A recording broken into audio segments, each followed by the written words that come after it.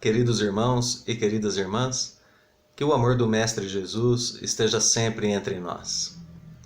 Nós que somos espíritas e convivemos com os ensinamentos que a doutrina espírita nos traz, ensinamentos de alta ordem, de altas esferas espirituais, temos sentido a necessidade de realizarmos a nossa reforma íntima. A reforma íntima se transforma em uma necessidade natural, em uma consequência natural para aquele que passa a estudar o Espiritismo e que passa a aprender esses princípios espirituais elevados. A questão que nós tentaremos responder hoje, a questão que nós queremos abordar, é justamente como nós realizamos essa reforma íntima, ou como nós começamos, pelo menos, o exercício desse autoconhecimento necessário para todos nós, que nos levará a isso que o Espiritismo chama de reforma íntima. Essa expressão, reforma íntima, nós podemos entendê-la como um impulso, um direcionamento que a nossa vontade nos dá para modificar, portanto, aquilo que em nós é contrário às leis de Deus, sejam atitudes, sentimentos ou pensamentos que nós temos contrários à lei divina, a essa lei natural que deve, portanto, reger as nossas vidas. Assim, em seu princípio, a reforma íntima consiste nesse redirecionamento de nossas faculdades e potencialidades para que elas sejam aproveitadas, executadas em conjunto com aquilo que a lei divina propõe para as nossas vidas. Bem, mas nós devemos levar em consideração que todos nós não nascemos há pouco tempo, não temos uma vida aqui de 40, 50, 70 anos apenas, que todos nós somos espíritos que atravessam já uma jornada milenar. Todos nós estamos há milhares de anos vivendo múltiplas reencarnações. E assim, nós fomos tendo através desse tempo em que nós encarnamos, desencarnamos e reencarnamos outras tantas vezes, posturas inadequadas diante da lei divina, diante das leis que Deus colocou para o homem, para a vida do homem, para a sua vida moral aqui na Terra. E assim nós fomos criando aquilo que nós conhecemos como sendo vícios e imperfeições. Portanto, se no seu princípio a reforma íntima consiste nessa redireção, nessa readequação de nossas faculdades com as leis divinas, num segundo momento, ou ainda concomitante a esse redirecionamento de nossas faculdades, nós temos também a necessidade do combate de nossos vícios e de nossas imperfeições. Uma tarefa dupla que acontece ao mesmo tempo em que eu reoriento a minha postura emocional, a minha postura intelectual, a minha postura nas ações, eu devo também combater aquilo que em mim se transformou em vícios ou em imperfeições. Podemos entender rapidamente de que se trata quando falamos em vícios e imperfeições, dando uma olhadinha rápida também na questão 133A do Livro dos Espíritos. Ali nós lemos que o ciúme, a avareza e a ambição são tratadas como imperfeições. Muito bem, portanto, se eu sinto em mim ciúme, avareza, ambição, entre outros sentimentos que caracterizam ações e sentimentos contrários à lei divina, eu tenho em mim essas imperfeições. O espírito imperfeito é aquele que possui, portanto, essas tendências, essas inclinações, esses sentimentos que foram cultivados em si mesmos através dos milênios, que podem levar a atitudes equivocadas. Eu posso muito bem sentir ciúme e controlá-lo, sentir avareza e controlá-lo, sentir ambição e controlá-lo. Quando eu não controlo, quando eu deixo que esses sentimentos rejam a minha vida, passem a comandar as minhas atitudes, então eu passo a ser uma pessoa que é movida por essas imperfeições. Então, no primeiro sentido da palavra imperfeição, esses sentimentos que nós cultivamos aqui no jardim das nossas existências como ervas daninhas, através dos milênios, e que agora fazem com que nós às vezes passemos a agir de forma equivocada diante da lei divina. Acontece que, num segundo sentido, essa palavra imperfeição também denota uma falta de virtude. O espírito é imperfeito quando ele ainda não adquiriu todas as virtudes que caracterizam um estado de perfeição. Ele ainda não está completo. Então, a imperfeição ou é uma tendência, uma inclinação à prática do mal, ou ela é a falta da virtude em nós mesmos. Bem, Jesus é o nosso guia e modelo, e nós podemos pensar que modelo de perfeição era o próprio Cristo. Ele continha em si todas as virtudes, sem ter nenhuma imperfeição e nenhum vício. O vício, quando nós temos essas imperfeições e deixamos-nos levar por elas, praticando atitudes equivocadas, então nós desenvolvemos hábitos perniciosos que se transformam em comportamento repetitivo que comprometem o nosso livre-arbítrio. E sem percebermos, às vezes, daqui a pouco estamos agindo já inteiramente movidos por essas imperfeições, de modo que deixamos de controlá-las. Elas passam a nos controlar. E quando isso acontece, esse hábito pernicioso se instaura dessa forma em nossa vida, de modo que nós não podemos mais controlar, nós temos um vício.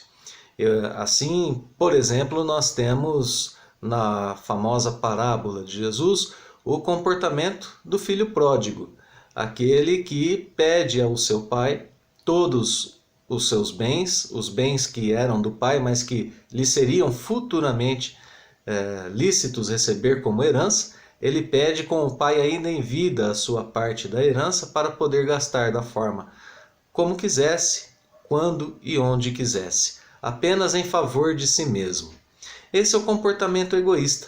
Movido pela imperfeição do egoísmo, esse filho se lança ao mundo em atitudes egoístas até que se vê, como lembramos, da parábola de Jesus, literalmente com os porcos na lama, e precisa então voltar à casa do Pai, que o recebe muito bem, como nós vemos. Uma alegoria sobre como Deus nos trata. Deus permite que nós façamos uso de todos os bens dos quais dispomos com o nosso egoísmo, se assim o quisermos. O egoísmo que é, portanto, no primeiro momento um impulso para agir de forma equivocada, mas que se transforma em comportamento vicioso, até que nós cheguemos ao fundo do poço e precisemos refazer o caminho através da reparação. Muito bem, caracterizados assim então a imperfeição e o vício, resta sabermos então de que se trata quando dizemos que temos que substituí-los por virtudes. A virtude é toda e qualquer qualidade que o espírito desenvolva em si mesmo e que esteja em conformidade com aquilo que é considerado correto do ponto de vista das leis divinas ou das leis morais que nós estudamos no Espiritismo, que compreendem desde os 10 mandamentos trazidos por Moisés ao conhecimento da humanidade, até os conhecimentos de Jesus, a segunda revelação, ainda somados, unidos e melhor explicados, aprofundados pelos conhecimentos do Espiritismo. Então nós temos, no primeiro momento, esses comportamentos, esses pensamentos, esses sentimentos em conformidade com a lei divina, que se citamos vícios e imperfeições agora há pouco, poderíamos citar também como essas inclinações ao bem, as virtudes em si mesmas, como sendo, por exemplo, a brandura, a pacificidade, o perdão, a caridade, entre tantos outros, que nós também estudamos no Espiritismo. Agora, essas inclinações, essas tendências às práticas do bem também devem ser cultivadas pelo próprio espírito em si mesmos, transformando, através desse exercício da prática, em um hábito adquirido ou também em uma tendência inata para as boas ações. Muitos de nós nascemos e pensamos: eu já nasci dessa forma, eu já tenho essa personalidade desse modo. E agora, para que eu mude essa personalidade, não será possível, Deus me fez assim. Esse é um pensamento completamente contrário àquilo que o Espiritismo nos ensina. Nos ensina que somos seres perfectíveis, que temos a obrigação de olhar para dentro de nós mesmos e percebermos as nossas atitudes, as nossas inclinações e aos poucos irmos modificando essas atitudes que nós temos, essas inclinações que nós trazemos de existências passadas. É por esse caminho então que nós vamos começar a entender agora como eu transformo imperfeições e vícios em virtudes, inclinações para o mal em inclinações para o bem. Se nós quisermos um estudo profundo do desenvolvimento das virtudes, nós podemos estudar o Evangelho segundo o Espiritismo, dos capítulos 7 em diante, até o capítulo 17, pelo menos, o capítulo no qual nós temos a frase "Sede perfeitos", para que nós possamos entender como nós vamos aprofundar esse nosso conhecimento a respeito das virtudes. No entanto, aqui para essa nossa reflexão, nós podemos lembrar da questão 893 do Livro dos Espíritos, que nos diz que toda a virtude começa na resistência voluntária que o espírito apresenta diante do mal.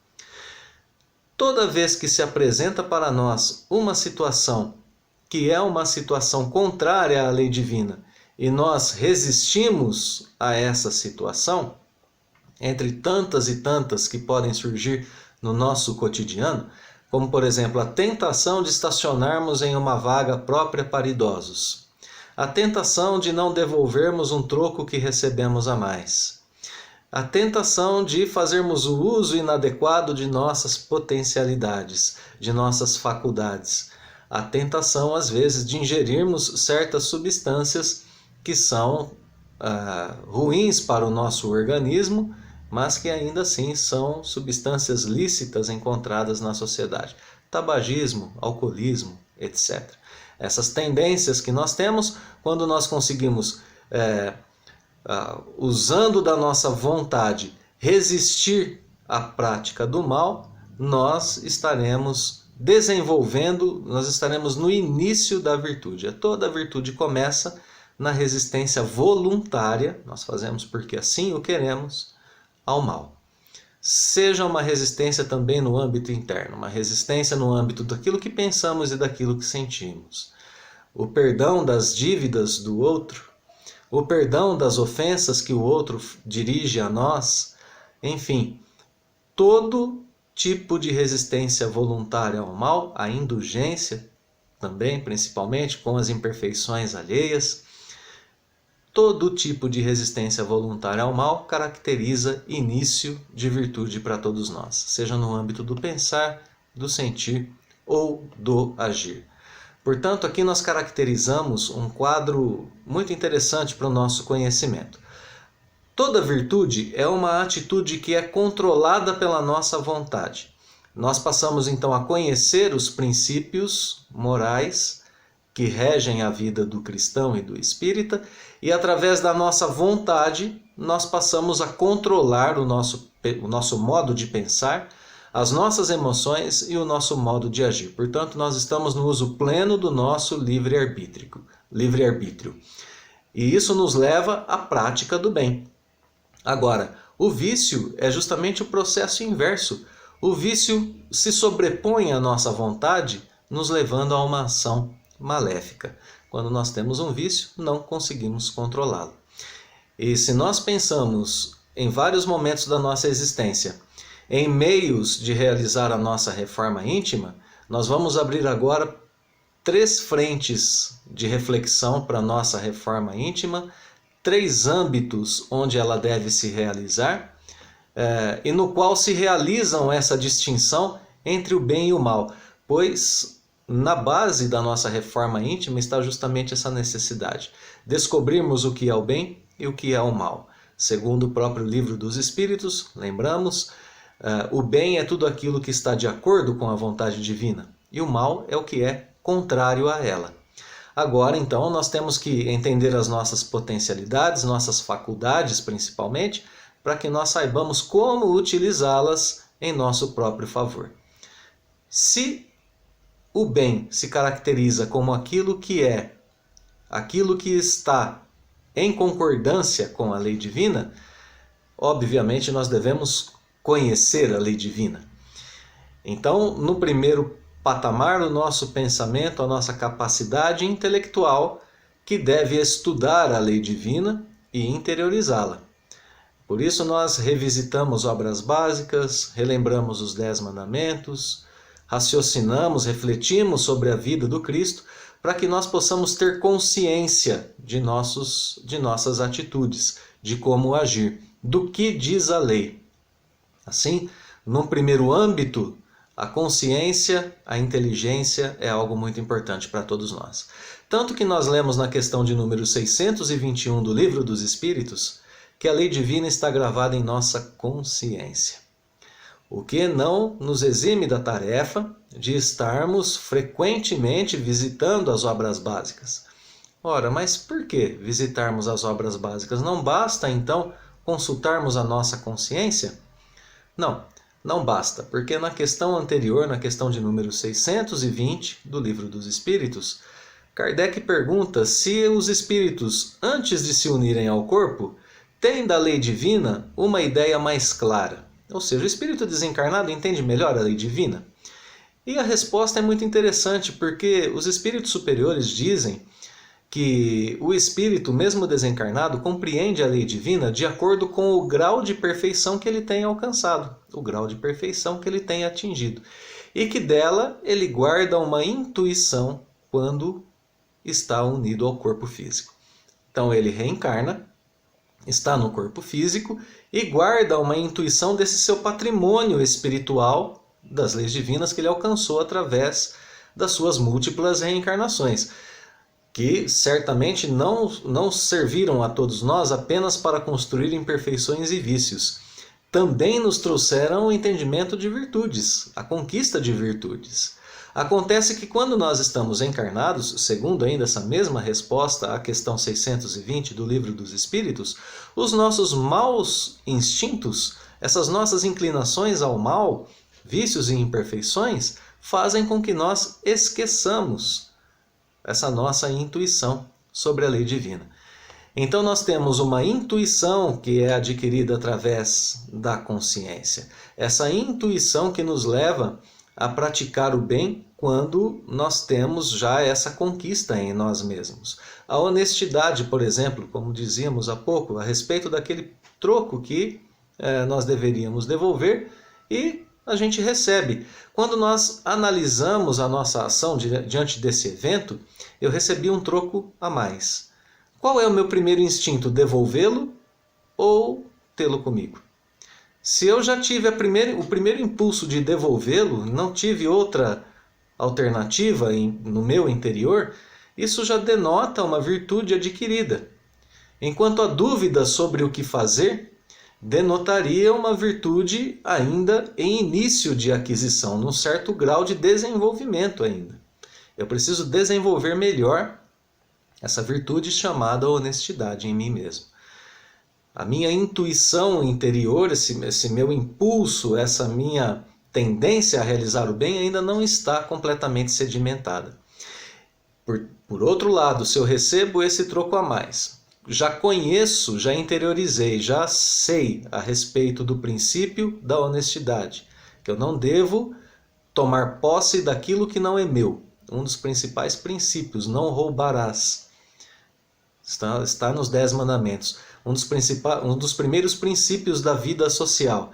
E eu retenho comigo esse troco. Conheço o não roubarás, o não cobiçar o que é do próximo, o não desejar o que é do próximo.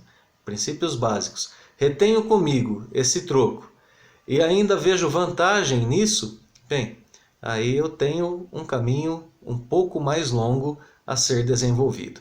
Então a análise cabe a cada um de nós e a faculdade intelectual nos ajudará então, através do conhecimento, a pesar a cada instante, a refletir em cada instante de nossa existência como nós agimos, o que nós pensamos, o que nós sentimos diante dessa nossa atitude e se isso está em acordo ou não com a lei divina.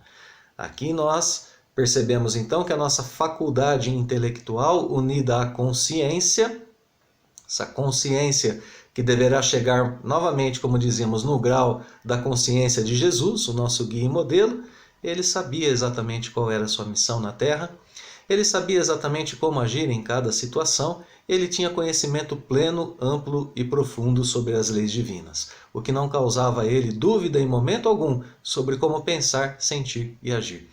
Todos chegaremos também a esse nível pleno de consciência.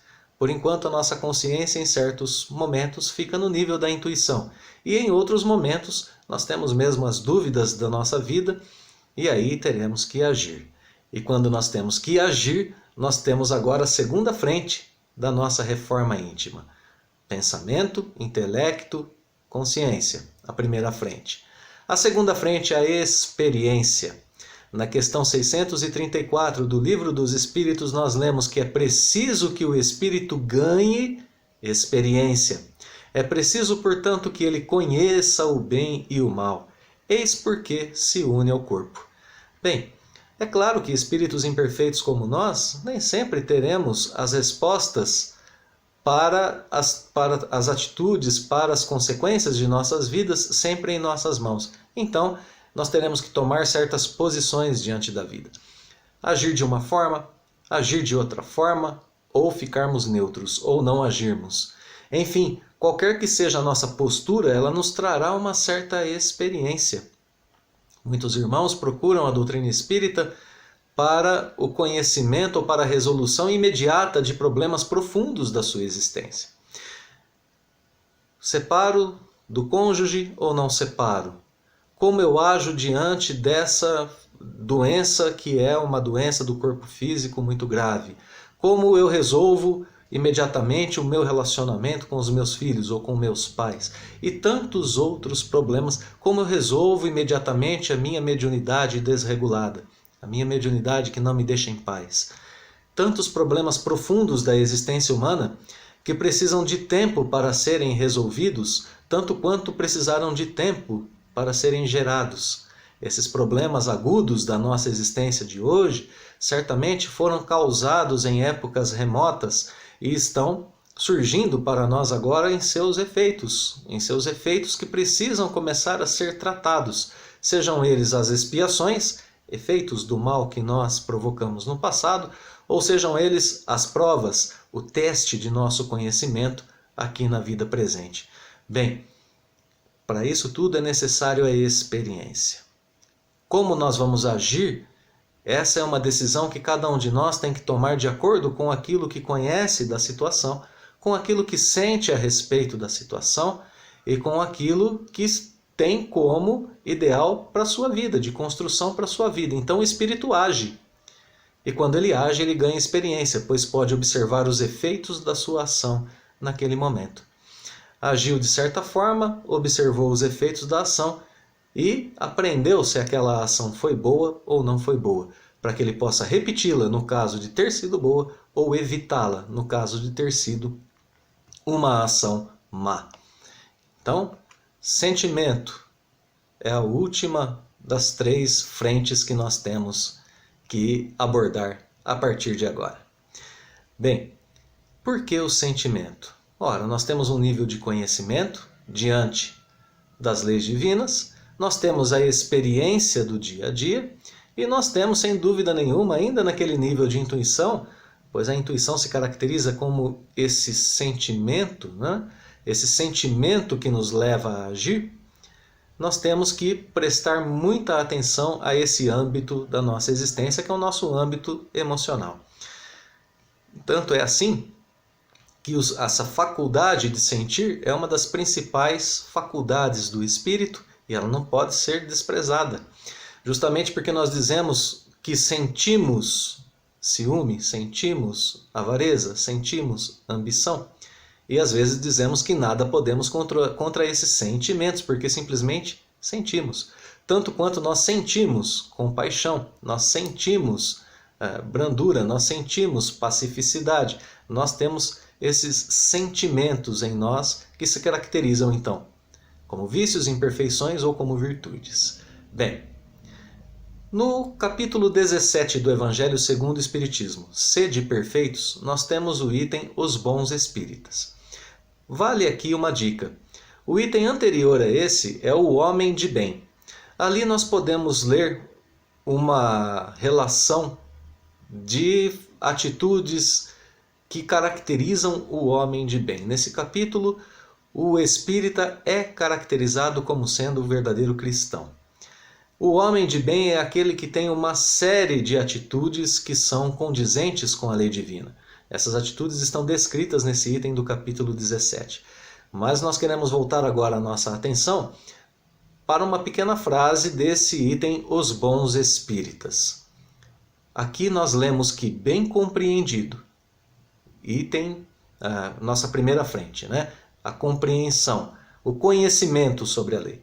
Bem compreendido, mas sobretudo bem sentido, o Espiritismo leva aos resultados acima expostos que caracterizam o verdadeiro espírita como o verdadeiro cristão, pois que um é o mesmo que o outro. Quais seriam esses resultados acima expostos? Os resultados que caracterizam as atitudes que caracterizam o homem de bem. Essa adequação de todos nós à lei divina. Muito bem, falta apenas um último elemento para nós conseguirmos então coordenar, governar esse início da nossa reforma íntima, e esse elemento se chama disciplina. A disciplina é que vai nos levar à liberdade dos nossos vícios, das nossas imperfeições e das circunstâncias que a vida nos impõe para ganho de experiência quando nós temos essa vontade de agir no bem.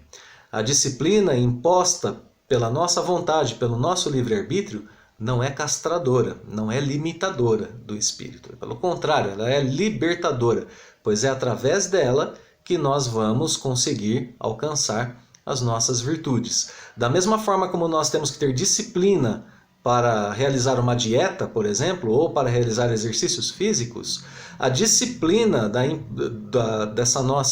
desses nossos ganhos espirituais deve ser a mesma.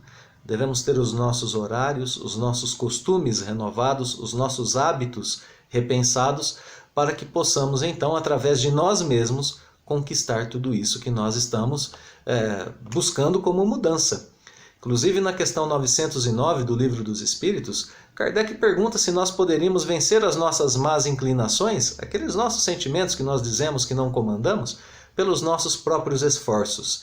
E a resposta é que sim, e frequentemente fazendo esforços insignificantes. Essa resposta diz que o que nos falta é a vontade. E por que a vontade é tão importante? O Espírito Emmanuel fala sobre a vontade no livro Pensamento e Vida, no segundo capítulo do livro, logo no comecinho, e nos diz que a vontade é a gerência. Olha só, é a organização, é o governo, mas não qualquer tipo de gerência. É a gerência esclarecida, aquela que tem conhecimento de causa, aquela que estudou, que conhece as leis. Gerência esclarecida e vigilante. Olha aqui a disciplina sendo apresentada. Gerência esclarecida, aquela que sabe o porquê precisa ter disciplina e que vigia constantemente as nossas faculdades, reorientando, redirecionando essas faculdades para o uso, para que elas trabalhem no bem. Esclarecida e vigilante, governando todos os setores da ação mental. Eu vou repetir a frase agora inteira, sem interrupções. A vontade é a gerência esclarecida e vigilante, governando todos os setores da ação mental. Tudo nasce em nós da ação mental. As nossas ações que geram as experiências, os nossos sentimentos que criam em nós os hábitos que se transformam em inclinações para o bem ou para o mal, tudo isso é formado no nosso âmbito mental, é criado primeiramente em nossas mentes. Portanto, a vontade, gerenciando de modo esclarecido e vigilante todas essas nossas faculdades, em favor desse único benefício que é nos levar às práticas do bem, causam a nossa transformação, causam o início da nossa autorreforma. Então, o exercício de estarmos constantemente, a cada instante do nosso dia a dia, avaliando aquilo que pensamos, aquilo que sentimos e aquilo que fazemos e colocando em contraposição com aquilo que aprendemos, principalmente com Jesus, diz Divaldo Pereira Franco, em várias de suas palestras, que aquele que conhece Jesus e que com ele trava relações de amizade, jamais é o mesmo. Essa pessoa se modifica e se modifica para melhor, pois passa a desenvolver uma comparação entre si mesmo e o que faria Jesus. O que faria Jesus em determinada situação? Quais eram os princípios que regiam a vida de Jesus, que moviam o Mestre nas suas ações, nas suas falas, em seus olhares, no modo como ele tratava seu semelhante? E como são os nossos? Aquele que conhece Jesus e que se torna amigo dele, segundo Divaldo, transforma-se em uma pessoa melhor, pois pretende agir como Jesus para ter também uma vivência que Jesus tinha. Embora estivesse o Mestre aqui conosco em um planeta de provas e expiações, ele vivia, certamente, no seu mundo espiritual interior, os benefícios todos de um espírito perfeito. De um espírito que não sente os impulsos da raiva, do ódio, da vingança, da inveja, do ciúme, entre tantos outros que nós ainda sentimos e que nos castigam, e que fazem com que nos tornemos pessoas infelizes, que fazem com que tenhamos atitudes equivocadas, das quais nos arrependemos imediatamente ou em tempo próximo no futuro, necessitando de trabalho para reparação. Nós temos, portanto, agora essas questões para serem resolvidas cada um de nós em nossa existência. Já conhecemos os princípios básicos que definem vícios, imperfeições e virtudes, e os princípios básicos da vontade, do nosso esclarecimento, do nosso sentimento, de nossas experiências, para começarmos a mudar no nosso dia a dia.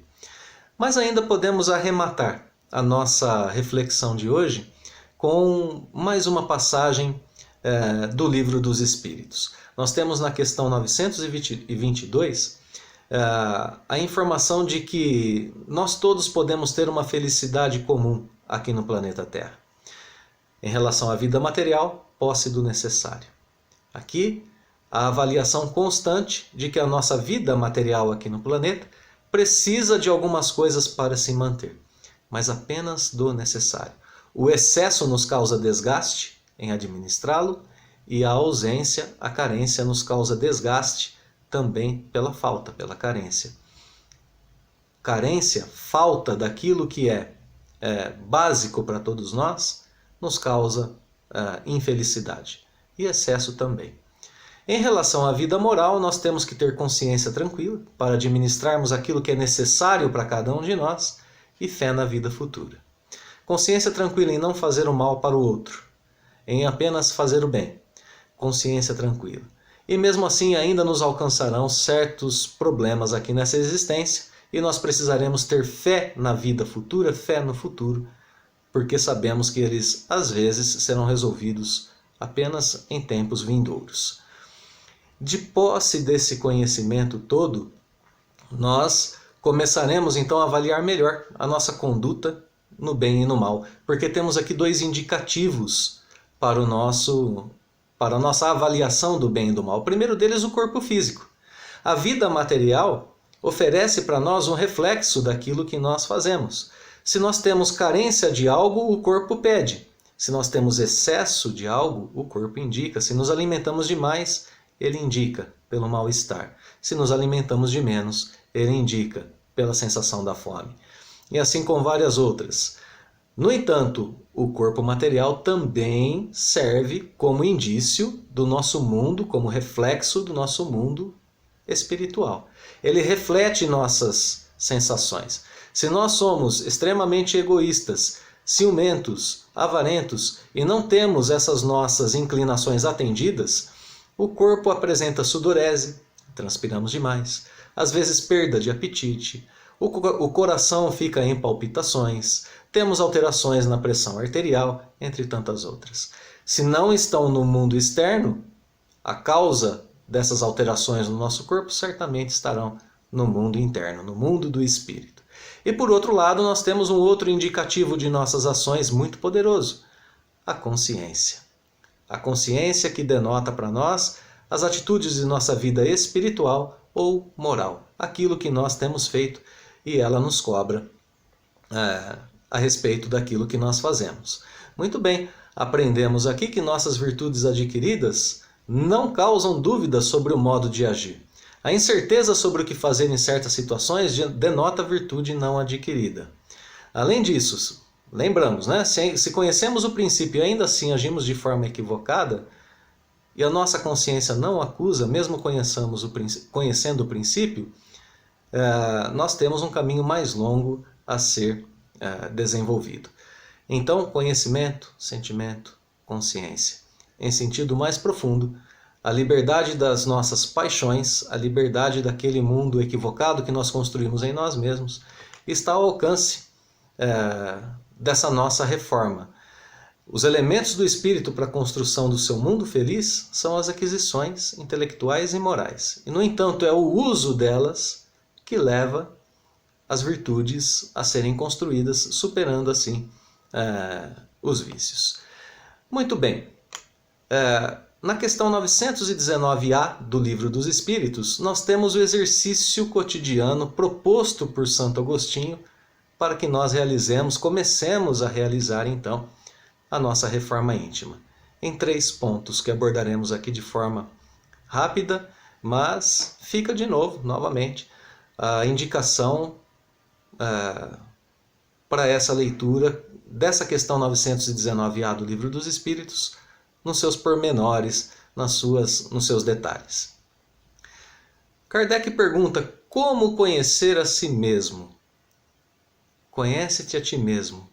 A questão anterior partia desse princípio. Agora Kardec pergunta a Santo Agostinho: ok, conhecemos a sabedoria dessa máxima, mas a dificuldade está em realmente como conseguir esse autoconhecimento, que nos leva à nossa reforma cotidiana, não é? Santo Agostinho começa respondendo da seguinte maneira: fazei o que eu fazia. E então ele descreve algumas coisas que ele fazia no final de todos os seus dias. Ele dizia que ao final do seu dia, pensava a respeito de cada ponto do seu dia a dia, levando em consideração se os seus deveres e atitudes em relação ao próximo tinham sido todos eles cumpridos. E aí começariam a surgir alguns problemas. Mas como fazer isso com honestidade? Como não colocar um interesse pessoal na resposta? Eu não cumpri aquele certo dever, ou eu agi não muito bem com o próximo, só que ele me provocou. Só que esse dever eu não cumpri porque eu tive um certo imprevisto. Como agir de forma honesta? Então Santo Agostinho nos orienta a pedir esclarecimento a Deus e ao nosso anjo da guarda através da prece, antes de começarmos essa avaliação. Instrumento essencial para quem quer fazer reforma íntima. A prece, todos os dias, em seus horários, antes do trabalho, antes da refeição, para que ela seja interiorizada com proveito, sem que ela seja digerida com a pressa do dia a dia e com os efeitos de nossos pensamentos equivocados, sentimentos ruins, que nos levam a nos sentirmos mal. A prece em cada instante da nossa existência, antes de dormir, para voltarmos bem ao plano espiritual, termos boas relações do lado de lá. A prece para termos clareza sobre os princípios que vamos tratar na nossa reforma íntima. Uma pergunta que Santo Agostinho coloca: se desencarnássemos agora, temeríamos alguém no plano espiritual? Se temeríamos, temos algo a resgatar. Como não sermos influenciados por nossas más tendências e interesses? Como ser justo nessas questões de nossas ações? Santo Agostinho diria: julgar a mesma atitude sendo praticada pelo outro. Se o outro estivesse pensando, sentindo ou fazendo isso que eu estou pensando, sentindo e fazendo, eu diria que é uma atitude correta ou equivocada. Se no outro eu julgo uma atitude equivocada, ela também é equivocada para mim. Então aqui um exercício simples para todas as noites que nos levará ao começo da nossa reforma íntima. Então, relembrando rapidamente: revisitar as obras básicas do Espiritismo, conhecer a fundo Jesus, o cristianismo. Relembrar que o Evangelho segundo o Espiritismo é essa obra que vem incorporar o Evangelho como patrimônio espiritual em nossas vidas, rompendo os limites da literatura e da aquisição intelectual. Não é só conhecê-lo, não é só lê-lo, é colocá-lo em prática. Esse é o seu objetivo, fazer com que a doutrina moral de Jesus deixe de ser letra morta. É assim que o espírito se aperfeiçoa, colocando isso tudo em prática. A moral do Cristo extrapola os limites da literatura e não é mais apenas patrimônio intelectual.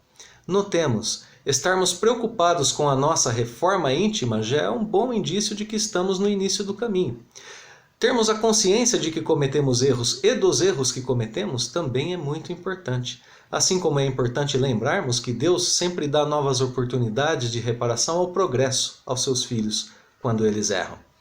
Conhecimento, entendimento, interiorização das leis e vivência da lei divina é o início da nossa auto-reforma.